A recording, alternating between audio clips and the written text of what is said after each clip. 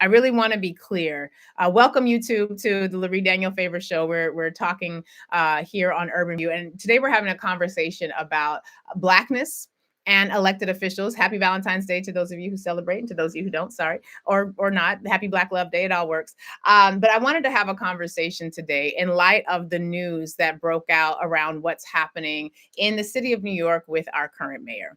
And this is a challenging conversation because, frankly, and let me back up a little bit. When it comes to Black elected officials, there's this thing that happens, and I really want us to loose ourselves from this. I want, if the gods are listening, if the ancestors are so kind, I really want us to not be trapped by this thing that traps so many of us when it comes to Black elected officials. Now, my team at the Center for Law and Social Justice, because when I'm not on these airways, as y'all know, I actually run a law center, and my team knows how I feel about elected officials generally, of any race, right? And I feel as though, my research and my civic engagement has taught me that elected officials are not there to be our friends. Now, you may be friends with them. I have many, people who I consider friends who are now in elected office, but elected officials are not there to be your friend. They're not there to be the people who you grew up with or went to Sunday school with and you're very proud of. And so that's all you need from them is the joy of them being in office.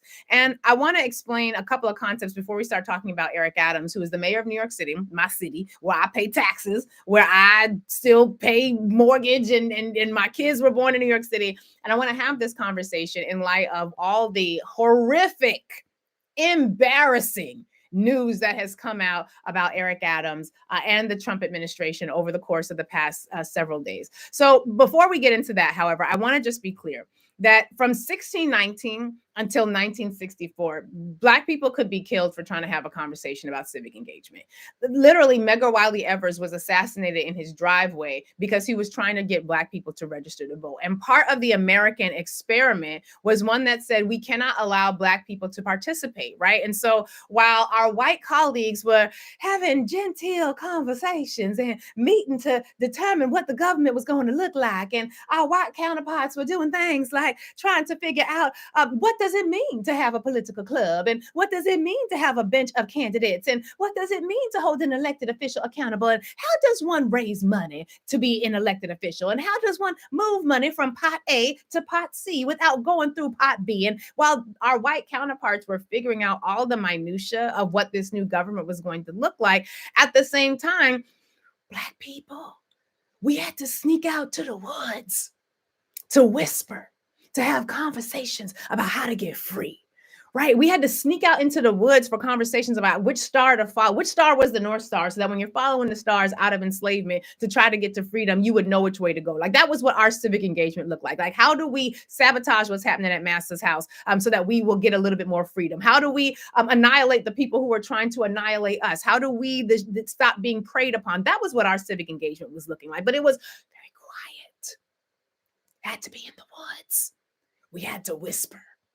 And our white counterparts are sitting in these well-lit rooms exploring all the ins and outs of what it means to form a government. And so that was the reality largely from 1619 until 1964 when the Civil Rights Act is passed, right? Now, we had that brief 10-year period known as Reconstruction right after the Civil War, but then that was ended with bloody violence and Klans and the 1800s version of the Proud Boys and whatnot. And so for that, by my math, and I'm not a math person, like y'all know I went to law school marginally because I could not hack it in math, and me and science didn't get along, so I couldn't be a doctor. But from 1619 to 1964, my calculator tells me that that's about 345 years of political exclusion. Exclusion that said, if you try to have questions about who's going to be in charge, what does it mean to vote? What does it mean to meaningfully engage with the ballot? What is this system of voting? And if you were trying to have those conversations in public as a Black person, you could die. Like, you could die. Like, that could be the end of your life. You could lose your family. You could lose your home. You could be burned out. Your home could be burned out. You could be set afire in a lynching. You were not allowed to have these conversations out loud and in public for 345-ish or so years. Now, if you consider the fact that we are now in the year 2025, and so it's been about 406 years that we've been doing this thing called America since 1619, that gives us only 61 years, according to my calculator, not my, according to my figuring, That gives us 61 years of time throughout the entirety of the American experiment where we were not facing extreme violence and death as a result of trying to participate in the body politic. Right? That means something. That means that we have roughly 345-year gap in exclusion and in our knowledge as compared to our white counterparts about what it means to be civically engaged. And I need us to know that so that we give ourselves some grace, because a lot of times we talk about our inability to vote or our inability to secure resources politically. We talk about it without that knowledge. And when you consider the fact that for 345 years we could be killed for even trying to have this conversation, our lack of collective civic sophistication makes a lot more sense. Right? It makes a lot more sense when you think about it that way. And for many of us, that's one of the reasons, not all, but for many of us, that's one of the reasons why voting is like the only thing. Like I registered to vote and I voted. And that for many of us, not all, but for many of us, that's the only thing, because for years, just registering to vote, you could be killed. You could lose your job. You could lose your house. Your family could be run out of town. So when you think about it that way, our collective lack of civic sophistication makes a lot of sense. It's not our fault. It's what happens when white people collectively work to participate in politics of violence to hoard all the power for themselves. So I just need that to be clear, because what that also means, because we are very intimately aware as to how this system is set up to destroy Black people, we are often very permissive. We can tend to sometimes relate to our elected officials in more of a relational kinship kind of way than we demand that you do something for in exchange for our votes kind of way. And for a lot of us, when the Black elected official gets elected and they come to the church, we feel a sense of pride.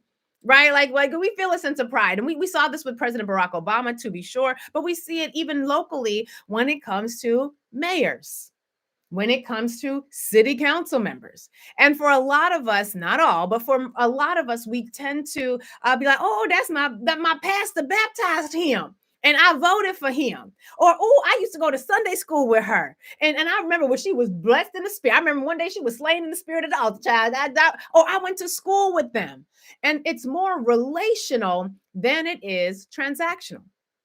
The challenge with that is that elected officials are transactional beings. They are people that we hire with our votes to make distribution decisions about the resources in community, because politics is the science of distributing resources. And by resources, I mean, and we've talked about this before, Urban View, you know this, but the resources that the politicians get to distribute they include things like schools, after school programs, summer youth employment payment internship programs, grocery stores, parks, clean water, libraries, hospitals. These are all a part of the resources, the collectively held resources that we hire elected officials with our votes to distribute in some meaningful way, shape, or form.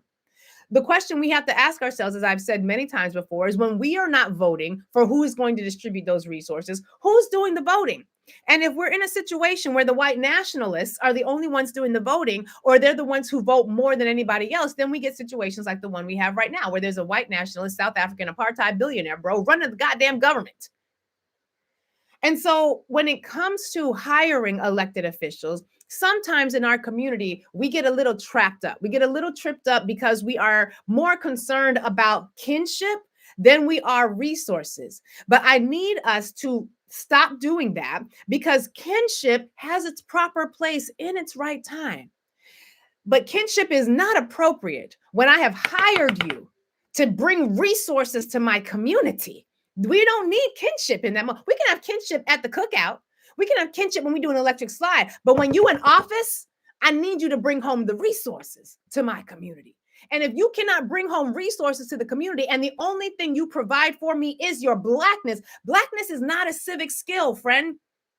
Blackness is not a civic virtue. I can't eat Blackness. I can't teach. I mean, I can teach Blackness, but Blackness ain't gonna pay my mortgage. Blackness ain't gonna pay for the teachers in the schools. Blackness ain't gonna pay for the librarians. Blackness is a beautiful part of who we are. But when I hire you as an elected official, it's not enough for you to just be elected and Black. I hire you as an elected official, and I need you to use your power to bring home resources. And if you can't do that, I got to hire somebody else.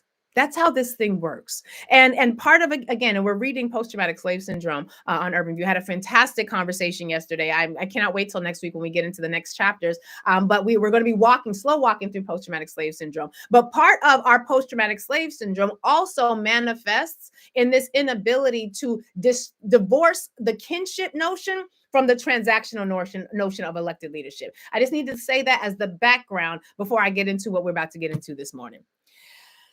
The reality is, I want actually, before I even get into the reality, I want you to imagine that you have voted for a mayor, and maybe that mayor came from your community.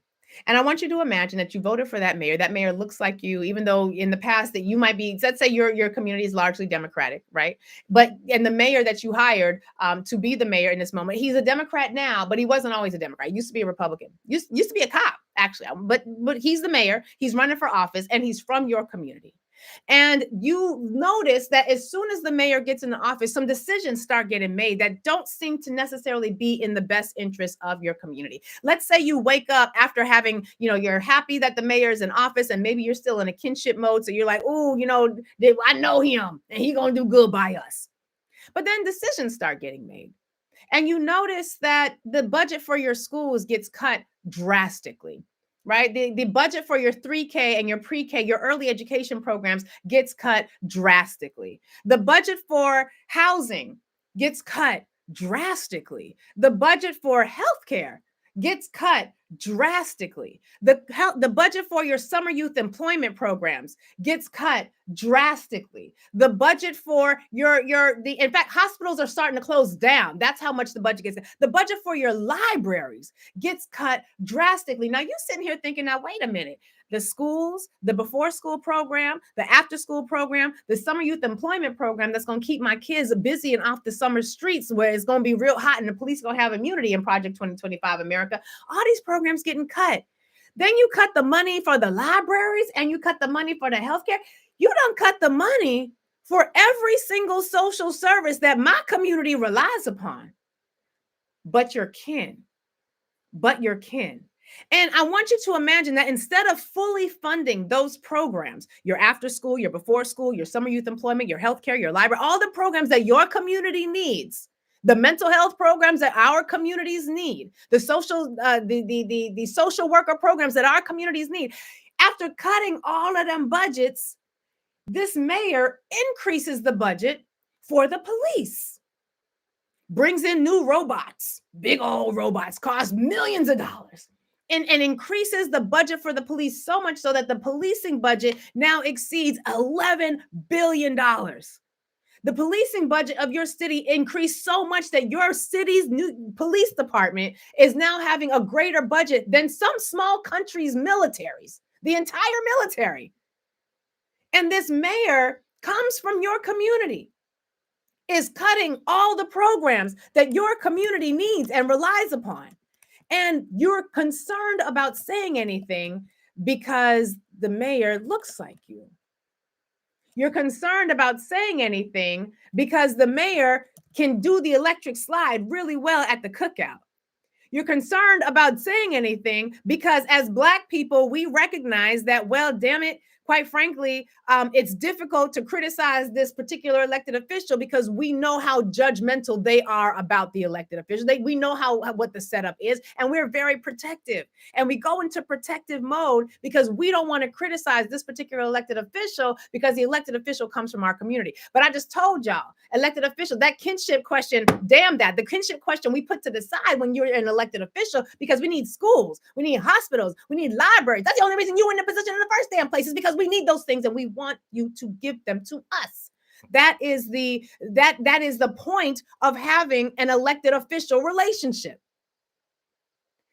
The challenge that we sometimes have in our community is that we're so protective, rightfully so. And with the history that I outlined, it makes perfect sense. But the question we have to now ask ourselves is, how far does that protectionism go? What are we willing to give up just so that you stay protected and get a job? I want you to imagine that this elected official then we start getting news that the elected official is under investigation. under investigation because the elected official apparently, allegedly, reportedly, supposedly has been taking bribes from foreign nations. And those foreign nations have told that elected official, hey, you know that community center that you got in one part of your city? I'm going to need you to stop messing with that community center because they are actually a community center that is tied to a political party in opposition to us in this foreign country. And then imagine the elected official does it. Right? Almost like elongated muskrat and what's happening with his demands on Trump, but at your local level, at your city level. And imagine the elected official does it. And then we start hearing conversations about all these investigations. Half the damn team that the elected official came into office with is either themselves indicted or has to quit because they're concerned about their future. It's a whole lot of fugaziness going on. We finding out bribe here, bribe there, grease this palm, grease that palm, and your all your stuff, the resources that you need, and the budgets are cut, and the only people that got more money was the NYPD. I want you to imagine this mayor is not from your community. I want you to imagine that all this has happened, and the elected official is not from your community. And you know damn good and well you would be protesting the hell out of that elected official. If you didn't have a sense of protectionism, you would be protesting the hell out of that elected official because the elected official has caused harm to the people who put them in office. The elected official cut all the resources the people needed so much so that the people had to demand that you put money back. Why are we fighting against you and you from us?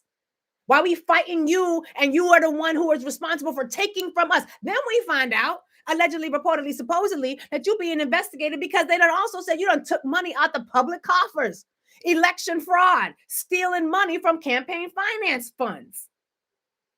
Now, if you have one reaction to all of this scenario, when the elected official is from your community, and that reaction is to still be protective, and to want to protect and to not allow them to be criticized too hard. You kind of whisper about your concerns, but you don't want to say too much. I want you to imagine that same elected official is not from your community. It's from somebody else's community. So the sense of protectionism is no longer there. If your reaction to what that mayor or that elected official had done when that elected official is not from your community would be to protest, would be out in them streets because you know what they're doing is wrong, I'm going to need us to let the protectionism go. It don't help us to hire people to make resource allocation decisions. And when they make those decisions, every single one of those decisions harm us, the people who need them the most to show up for us. And they then instead invest in the police department, which has had an antithetical relationship to your community for decades. I need us to release our hold on protectionism because being Black ain't a civic skill if my people are harmed by protecting you because you want to stay in a job. Being Black is not a civic virtue. Representation is not enough. My babies can't eat representation. After school programs don't run on representation. We need you to either bring home the resources. And if you can't bring home the resources, you got to go, whether you're from us or not. Love you. It's not personal. Love you. Appreciate what you have done and what you used to be, what you used to represent. But when it comes to you having this job, you're not fit for this moment. You're not fit for this moment. This is sort of what's happening, what has been happening in New York City. And for years, many people have whispered about how frustrated they are with what's going on. And then when all these investigations came out, it was like, yo, what is really good? We are in an election year right now when it comes to the mayoral election. I don't endorse candidates, so I'm just putting that out there. I do not make any endorsements because of the position I hold. I don't endorse. Like, I might work on a campaign, but I ain't endorsing anybody. That's just me. So I'm putting that out there. We are in a moment right now where after all of these investigations that many of you have heard about as against the current mayor of New York City, we learned this week that after prostrating himself before Donald Trump, and I want y'all to remember during the Biden administration, you guys remember when we were very concerned here in New York City about the migrants, because what was happening was we had Republican governors who were filling up buses and planes and dropping off migrants in places like New York City, places like Chicago, so that we, the people of New York City or the people of Chicago, are then responsible and financially obligated to take care of these migrants that came into Texas, came into wherever they came from, but were shipped kind of human trafficked into other states, right? When that was happening, our mayor was really sounding the alarm and saying, hey, Biden administration, we need resources because this costs money. We can't afford to sustain this. We can't afford to pay for this. We need resources. And there was this big meeting where all the mayors from cities that had been receiving all these migrants were supposed to go out into DC. And the mayor of New York City was one of them. And the day the meeting, he gets down to DC, and then we hear he's coming back. The meeting ain't even happened yet. He was on a plane coming right back home. And he was coming right back home because that was the same day that one of his campaign fundraisers, one of his chief advisors, had her house raided by the FBI. And then we found out that the FBI and the authorities had basically at one point pulled our mayor off the street, pulled him into a car, snatched up his phone, was looking at his iPad. Like massive things were happening. Do you remember that during the Biden administration? Well, the mayor of New York, has another relationship with this president, the current president, and has prostrated himself. And essentially, according to what we now know, as according to what was put out by the U.S. attorneys in the Southern District of New York who were investigating the mayor, what we now know is that the mayor's representation, according to the U.S. attorneys, basically told the Trump administration, I'm going to fold on this sanctuary city business, even though being a sanctuary city is a part of the New York City charter. It's a part of our constitution. Like he don't have the capacity to not do it. But he basically, according to what we now know, his representation tells the Trump administration, I will help you with the sanctuary city revocation. I will help ICE come in and violate the sanctity of New York City, pull people up off the street, knowing it's going to be a whole lot of innocent people who are not supposed to be wrapped up, tied up, and tangled up in these arrests. I will do that for you if you pardon me and get rid of these charges. Because he's facing major federal charges, facing so many charges that they was about to drop another superseding indictment in just a couple of days because they got more charges to drop for him. Then we find out that Pam Bondi, the Attorney General of these United States, tells the Southern District of New York, drop the charges. Don't drop them with prejudice, meaning we can always bring the charges back, but I want you to temporarily drop the charges because we got some things to do when it comes to ICE.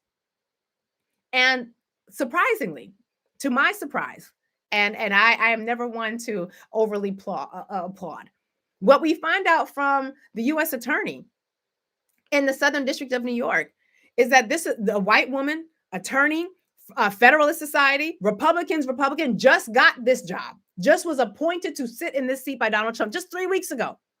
She tells Pam Bondi, what we ain't going to do is that, because that would be illegal. What we ain't going to do is drop charges on somebody we was just about to bring more charges on simply because he has now offered to help you accomplish what you want when it comes to immigration. What we ain't going to do is that, which is a shock. That is a huge surprise. She says, when I took my oath of office 3 weeks ago, I vowed to well and faithfully discharge the duty of the office on which I was about to enter. In carrying out that responsibility, I am guided by, among other things, the principles of federal prosecution set forth in the Justice Manual and your recent memoranda instructing attorneys for the Department of Justice to make only good faith arguments and to not use criminal enforcement authority of the United States to achieve political objectives or other improper aims.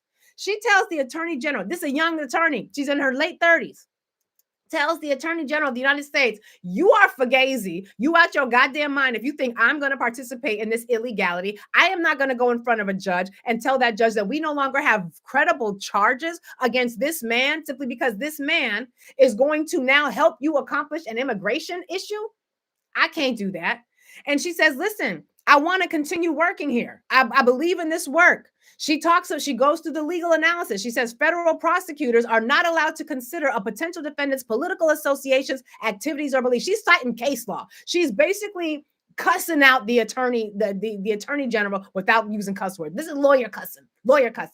If a criminal prosecution cannot be used to punish political activity, it likewise cannot be used to induce or coerce such activity. She's basically saying, listen, what you asking me to do is wrong. It's illegal, and I will not participate.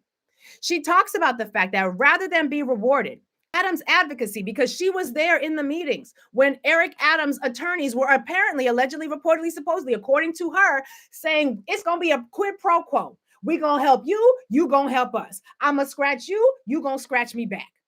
She says, rather than be rewarded for that sort of inappropriate violation of the law, Adams' advocacy, this is a direct quote, should be called out for what it is, an improper offer of immigration enforcement assistance in exchange for a dismissal of his case. And he's facing real charges. But Pam Bondi and them, they done already said, he gonna get this get out of jail temporarily free card. And that's the part, because they said that they could bring the charges back. The way they want to dismiss the charges isn't to give him a pardon, which Donald Trump could do, make this whole thing go away. They temporarily remove the charges to get as much out of him as they possibly can before they decide what they're ultimately going to do with the charges. The attorney talks about the fact that she was in meetings with leaders and higher ups in the Department of Justice where they were not allowed to take notes. And the notes that they took were confiscated. What the hell? They're in conversation about what to do about this particular situation, and they're being told, don't write nothing down, because that becomes evidence. This attorney, Danielle Sassoon, again, not politically on the same page as me at all. I probably would disagree with every one of her political assessments. She is a Republican, but what she said is, I'm not going to do it. In the event you would like to meet to talk about this, I would love to keep working here, but if not, I'm willing to tender my resignation. Pam Bondi was like, I bet, resign. Thank you for your resignation. Appreciate you. They transfer the case, and they transfer the case in-house, going into main justice. What they were surprised to find, however, was that apparently there are still good people willing to do good work. And the Department of the attorneys in main justice was like, oh, you want us to do this illegality? You want us to go in front of a judge and risk our entire careers doing some fugazi ass bullshit, talking about we're going to defend this man when we know damn good and well you just using this to basically have a carrot and a stick to beat him into submission, hold him hostage so that you can get out of him what you want for the city of New York? Nah, son, what we ain't doing is that. Not one, not two, not three, not four, not five, 6 people resigned in the chain of succession and up the chain of command, resigned rather than do this thing. Then we find out that the Donald Trump administration and elongated muskrat have decided that to add a little bit of pressure, they gonna reach into the bank accounts of New York City, where they had just deposited approximately $80 million to help cover the fees that New York City has already paid for migrants, to the tune of $12.50 a night in a hotel, in shelters. And the elongated muskrat and the lost boys of the Confederacy, the little flying monkey boys who are messing with all the country's computers, reached into New York City's bank accounts and took out $80 million freaking dollars.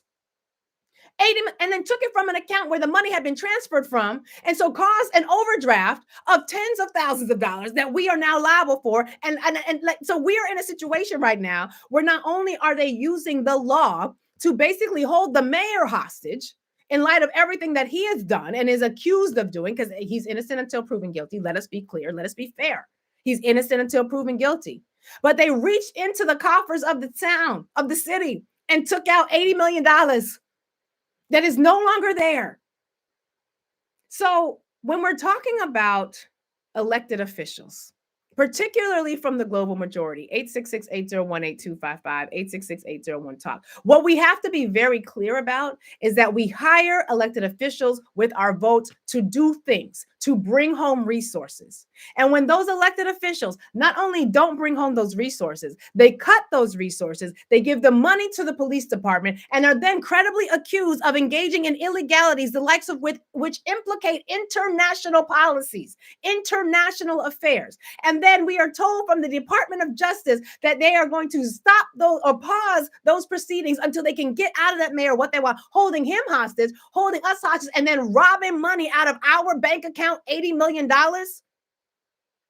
My friends, I would submit to you that we have to have an elevation in our sophistication as members of the global majority when it comes to being an elected official, when it comes to our relationships with elected officials. If you are in the city of New York, today is the last day to change your political party. We have primaries coming up in June. And if you are not a member of a party, whether you are independent in your heart, if you are not a member of the Democratic or the Republican Party, you will not be able to vote in the primary in June. We have ranked choice voting coming back.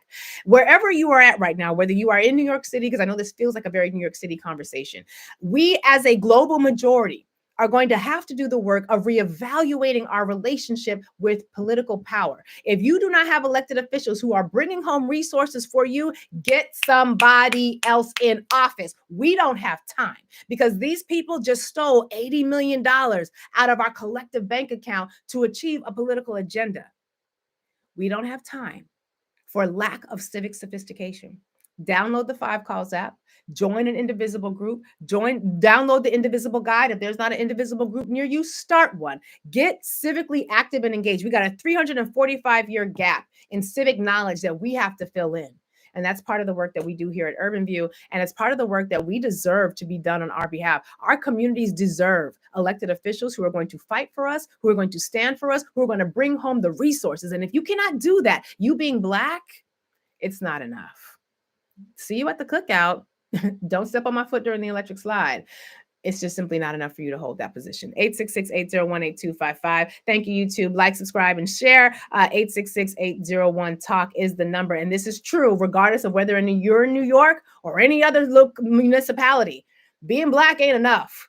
You got to bring it home. And we, the people, have got to be elevating our civic capacity and engagement and sophistication. 866-801-8255.